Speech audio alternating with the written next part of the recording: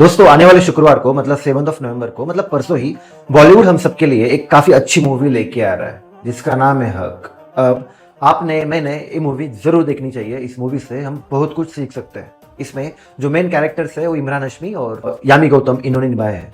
जिसका कैरेक्टर है वो है शाहबानू, जो एक बुजुर्ग महिला है। उनके एक केस है, उस पूरे केस के ऊपर ही एक पूरी मूवी है। लेकिन हाल ही फिलहाल में ये जो फिल्म है वो काफी विवादों में आ गई है, क्योंकि शाहबानू की जो बेटी है तो उन्होंने इस फिल्म के खिलाफ कानूनी शिकायत दर्ज की है। उनका कहना है कि फिल्म में उनकी मां की पहचान का इस्तेमाल अनुमति के बिना किया गया है।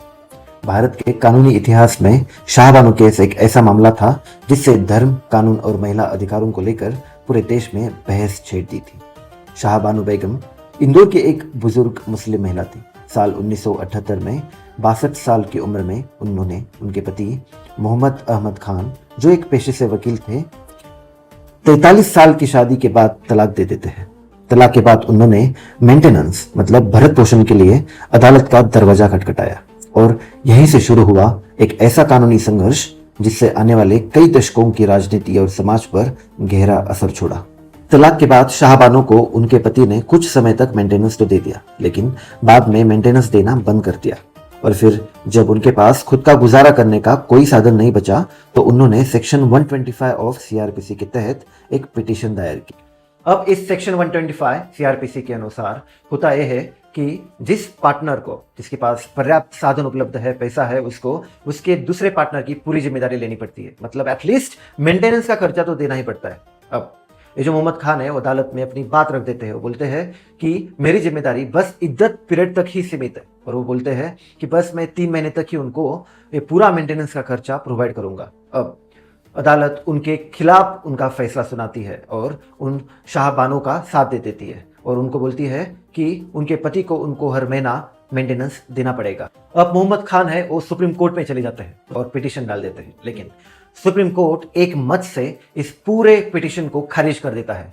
सुप्रीम कोर्ट बोलता है कि देश का हर एक नागरिक पर ये जो सीआरपीसी का सेक्शन 125 है वो लागू होता है। इसका मेन उद्देश्य है कि देश का कोई भी नागरिक ऐसे स्थिति में ना पहुंचे जो डेस्टिट्यूट हो, मतलब असहनीय हो। और सुप्रीम कोर्ट आगे ये भी कहता है कि मुस्लिम महिलाओं को पूरा हक है कि उनके पूर्व पति से मेंटेनेंस लेने का, अगर वो खुद से गुजारा नहीं कर पा रही है तो।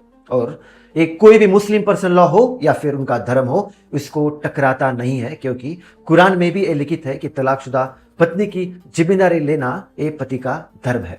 अब यह सुप्रीम कोर्ट का फैसला आते ही कई मुस्लिम ग्रुप्स ने इसका कड़ा विरोध किया। उनका कहना था कि यह फैसला उनके रिलीजियस आइडेंटिटी और पर्सनल लॉज में दखल है। दूसरी तरफ हिंदू राइट विंग ग्रुप्स ने आरोप लगाया कि सरकार मुस्लिम हार्डलाइनर्स के दबाव में झुक गई है।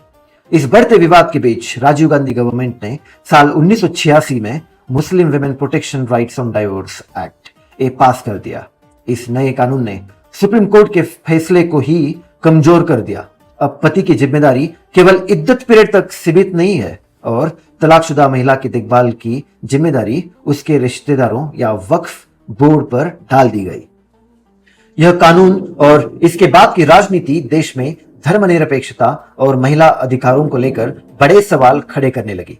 कई हिंदू ऑर्गेनाइजेशंस ने कांग्रेस गवर्नमेंट पर अपीजमेंट पॉलिटिक्स मतलब तुष्टीकरण की राजनीति करने का आरोप लगाया। इसी दौर में अयोध्या मूवमेंट को और गति मिली और अंततः 1992 में बाबरी मस्जिद गिरा दी गई।